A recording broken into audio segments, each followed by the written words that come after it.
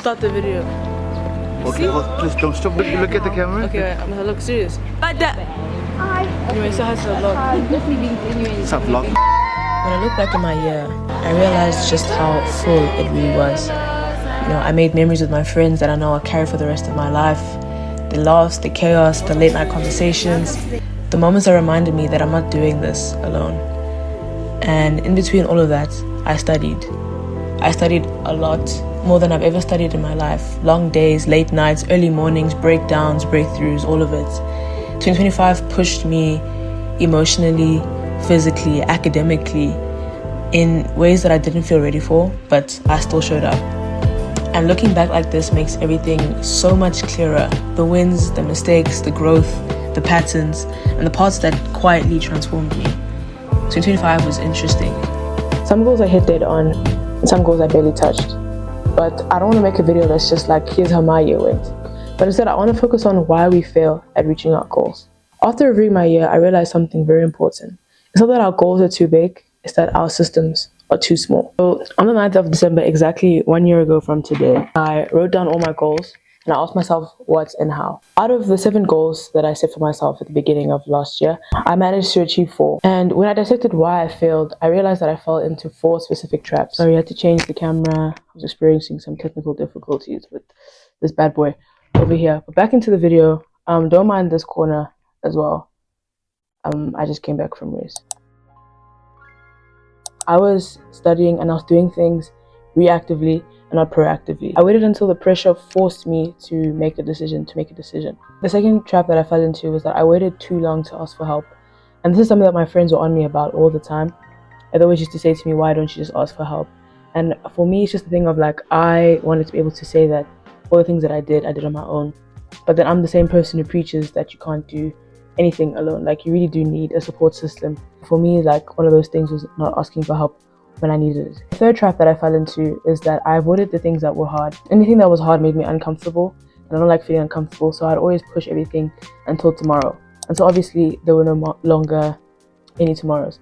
The real killer was the planning. I planned for the perfect version of me, the person that is motivated, disciplined, and is always on the go. But there were days when the motivation was not there and I just didn't want to do it. So when it came to my goals, a lot of them were academic based. So for a long time, I beat myself up about why wasn't I able to achieve the goals that I thought were realistic goals based on my performance in first year. But then I realized that this isn't necessarily a me problem. There's a science behind why we actually do all of the things that we do and why it's so hard for us to achieve the things that we really want for ourselves. So dopamine is biologically unreliable. It's a spark, not a fuel. If you rely on feeling like it, you're gonna lose. Motivation and dopamine go hand in hand, and motivation spikes and drops depends on your mood, the amount of stress that you're under, how you're feeling that day. It's not necessarily something that you can build a life around. So psychologically and fundamentally, as human beings, we underestimate how long things are gonna take and overestimate how much energy we're gonna have to do those things that we said we're gonna do. And we usually tend to plan for the best case scenario when actually we should be planning for the worst case scenario. Every time you ask yourself, should I study now? Should I go to the gym? Should I start meal planning? You're burning energy. By the time that you sit down, your brain is already fatigued from all the other choices that you had to make to get yourself to the position that you're at right now. Our brains are wired to value the now over later. The present self wants the TikTok, wants the YouTube, but the future self wants the degree. And usually the present self is going to win. The common thread in all these principles is that human willpower is a finite, unreliable source. And if your plan in 2026 relies on you just trying harder, then you're scientifically fighting a losing battle. So when we don't need willpower, we need better systems. Here are the 4 pillars I'm using in my system for 2026. To fix decision fatigue, I'm using the if/then protocol. I don't decide when to work, I script it. If it's 8 a.m., then I sit at my desk. This automates the behavior and removes the thought of I need to go and sit at my desk because it's already in place for me to do. Similar to you waking up, taking a shower, brushing your teeth. Those are things that you don't necessarily have to think about because it's part of your daily routine and it's part of your system of getting ready for the day. To fix the planning fallacy, I'm using the bad day standard. So I'm not planning for my best day. I'm setting a floor. I'm asking myself, what can I achieve on my worst day? That is my target because consistency beats intensity. When I make my plans now, I don't plan for the part of me that is always motivated, yet I'll plan for myself that has the least motivation, the least willpower to do anything, and that way everything automates itself. To fix hyperbolic discounting, I'm using the friction design. I really can't trust my willpower, so I'm gonna make the bad habits hard and the good habits easy. And to fix the motivation trap, I'm using the system that I call I'm focusing on my identity. So instead of saying I want to get consistent, it becomes I am a consistent person because I follow my systems.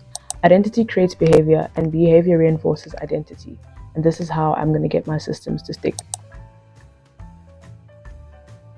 So here's the truth. You don't need a new version of you. You need a new structure around you. Your goals are achievable, maybe even easy, when you have systems that are supporting them. 2025 didn't go to plan because I was relying on feelings.